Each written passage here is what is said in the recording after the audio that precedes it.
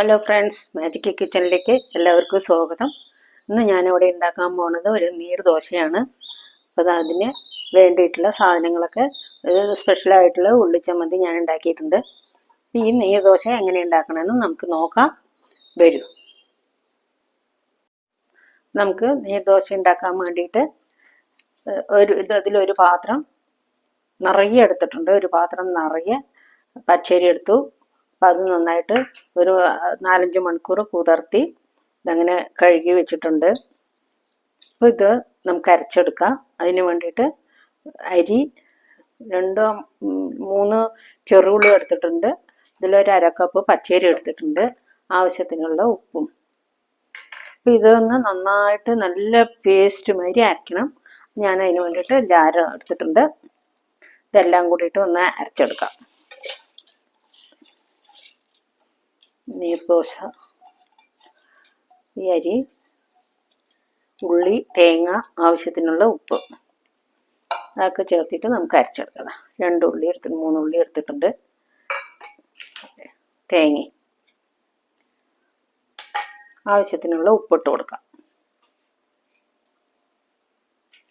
ഇത് നന്നായിട്ട് വെള്ളമൊഴിച്ച് നമുക്കൊന്ന് അരച്ചെടുക്കാം കേട്ടോ. ആദ്യം കുറച്ച് വെള്ളം ഒഴിച്ചിട്ട് അരയ്ക്കാം. അരച്ച ശേഷം പിന്നെയും കുറച്ച് വെള്ളം കൂടെ ഒഴിച്ചിട്ട് ഒന്നും കൂടെ നന്നായിട്ടൊന്ന് അരച്ചിട്ട് വരാം കേട്ടോ. ഇതൊന്ന് അരയ്ക്കാം നമുക്ക്.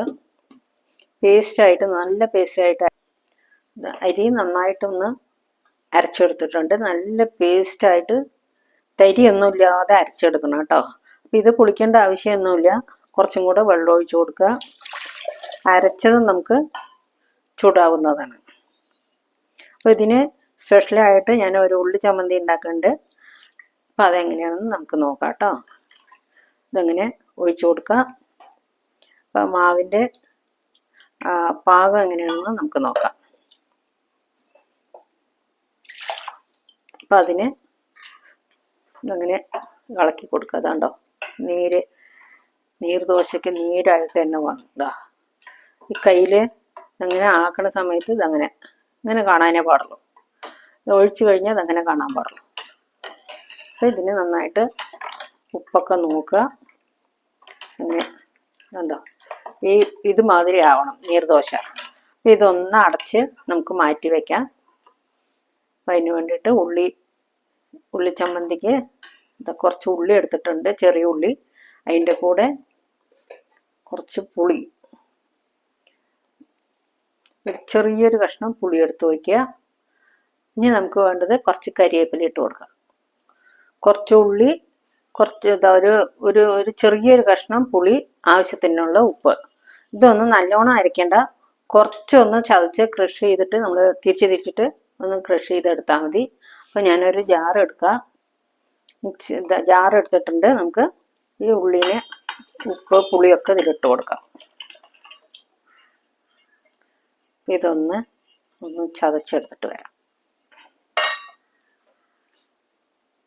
മുളക് ചട്നിക്കുള്ള ഉള്ളി ചതച്ച് വെച്ചിട്ടുണ്ട്. ഉള്ളി, ഉപ്പ്, കരിവേപ്പില, കുറച്ച് പുളി. അപ്പം ഇതിന് നമുക്ക് എരിവിടണ്ടേ.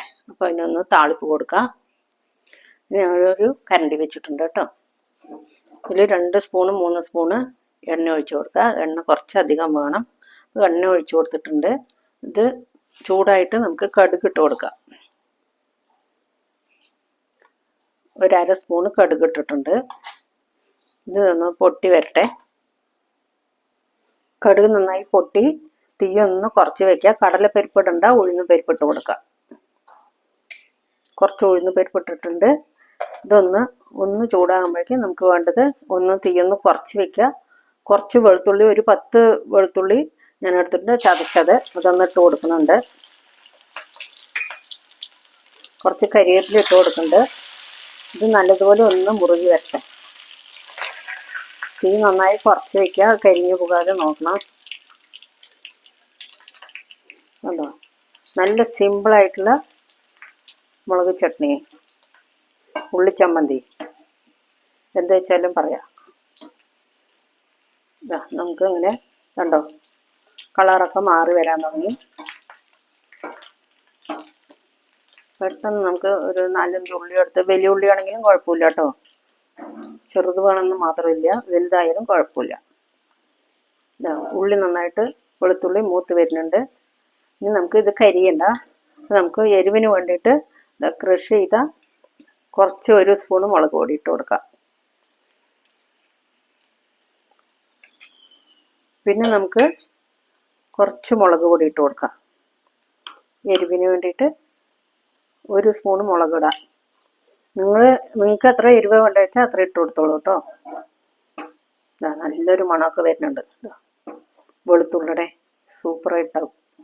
ഇതൊന്ന് കളർ മാറുന്നതായിരിക്കും, നമുക്ക് വെയിറ്റ് ചെയ്യാം.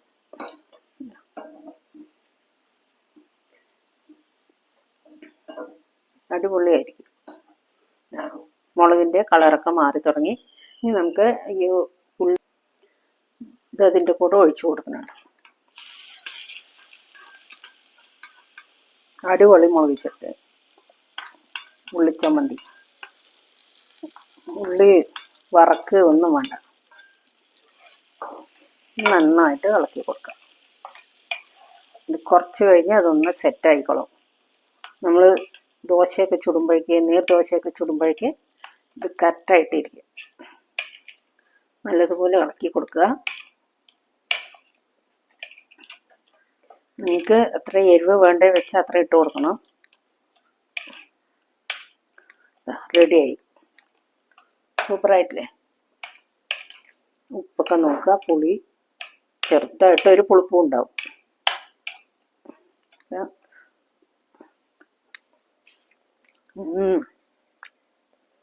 ഇനി നമുക്ക് ദോശ ഉണ്ടാക്കാൻ പോകും. നമുക്കൊരു ദോശക്കല്ല് വെക്കാം. എന്നിട്ട് അതിലേക്ക് കുറച്ച് എണ്ണ ഒഴിച്ചു കൊടുക്കാം. എണ്ണയോ നെയ്യോ എന്താ വെച്ചാലും ഒഴിച്ചു കൊടുക്കാം. തീ നന്നായി കുറച്ച് വെച്ചിട്ടുണ്ട്. ചൂടായി, നല്ലത് ചൂടായ കാരണം ഒന്ന് കുറച്ച് വെച്ചിട്ടുണ്ട്. നമുക്ക് ദോശ ഒഴിച്ചു കൊടുക്കാം.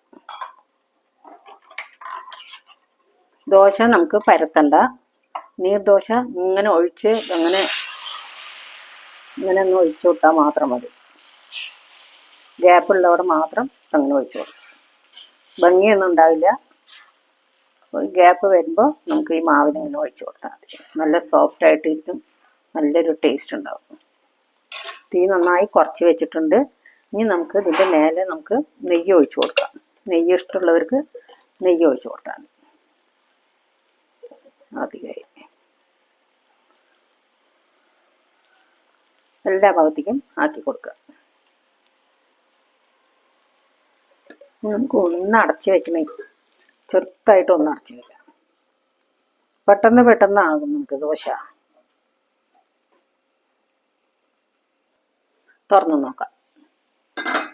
ഇതാണ്ടോ, സൂപ്പറായിട്ട് വന്നിട്ടുണ്ട്. ഇതൊക്കെ അടന്ന് വരുന്നുണ്ടോ. നമുക്ക് ഇങ്ങനെ ചുരണ്ടി എടുക്കേണ്ട ആവശ്യമൊന്നുമില്ല. ഇത് നമുക്ക് പെട്ടെന്ന് തന്നെ ആയി കിട്ടും.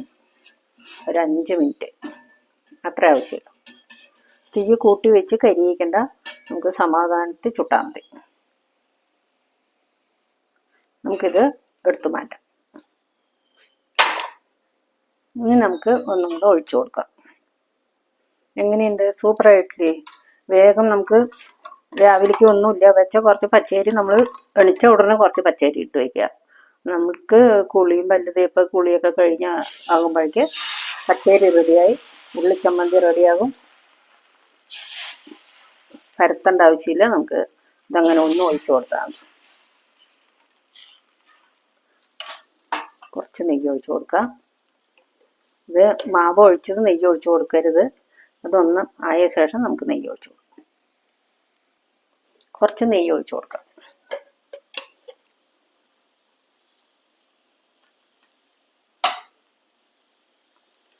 സൂപ്പറായി, അടിപൊളിയായി. ഇന്നലത്തെ രാവിലത്തെ ഫുഡ് സൂപ്പറായി. നല്ലൊരു ടേസ്റ്റ് ഉണ്ടാകും. പക്ഷെ പുളിപ്പൊന്നും ഉണ്ടാവില്ല. അതിനാണ് നമ്മൾ ഈ ഉള്ളി ചട്നി ഉണ്ടാക്കിയിരിക്കുന്നത്. ചട്നി ഏത് വെച്ചാലും നമുക്ക് എടുക്കാം കേട്ടോ. എന്തിൻ്റെ കൂടെ വേണമെങ്കിലും നമുക്ക് കഴിക്കാം. വെറുതെ വേണമെങ്കിലും കഴിക്കാം. അപ്പോൾ അതിൻ്റെ കൂടെ തേങ്ങ ഉള്ളിയൊക്കെ ഇട്ട കാരണം വെറുതെ കഴിക്കാം. അപ്പോൾ ഈ അരയ്ക്കുന്ന സമയത്ത് തന്നെ നമുക്ക് ഈ വറമുളക് ചതച്ചതോ പച്ചമുളകോ കരിവേപ്പിലയൊക്കെ ഇട്ടിട്ടായാലും അങ്ങനെ വേണമെങ്കിലും നമുക്ക് ഉണ്ടാക്കാം. മറിച്ചിട്ടോ തിരിച്ചിടേണ്ട ആവശ്യമൊന്നുമില്ല. അതങ്ങനെ നമ്മൾ മേലാകെ അങ്ങനെ എടുക്കാം. നമുക്ക് തിരിച്ചിട്ട് ദോശമാതിരി ഒന്നും ചുടേണ്ട ആവശ്യമില്ല. പെട്ടെന്ന് പെട്ടെന്ന് എടുക്കാം. ആപ്പമാതിരി പെട്ടെന്ന് നമുക്ക് എടുക്കാം. കുറച്ച് വെച്ച് ചുടണം. നല്ല സോഫ്റ്റ് ആയിട്ടുണ്ടാകും. പച്ചരി ആയ കാരണം ദോശ നല്ല ബലം ഉണ്ടാവുമോ അങ്ങനെയൊന്നുമില്ല. ബലമൊന്നും ഉണ്ടാവില്ല. സോഫ്റ്റ് ആയിട്ട് ഇരിക്കും.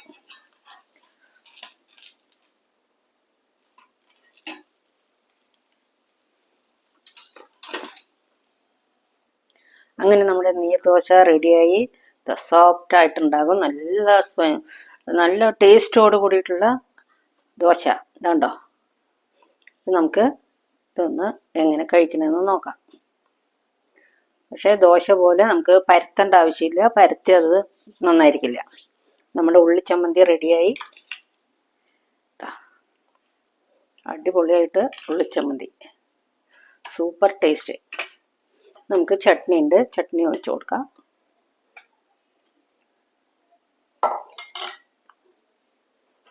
ഇപ്പം നമ്മുടെ നീർദോശ റെഡിയായി. ഒന്ന് കഴിച്ചു നോക്കാം. റെഡിയായി, സൂപ്പറായിട്ടുണ്ട്. അപ്പം ഇത് എല്ലാവരും ഉണ്ടാക്കി നോക്കണം. അഭിപ്രായങ്ങളൊക്കെ പറയണം.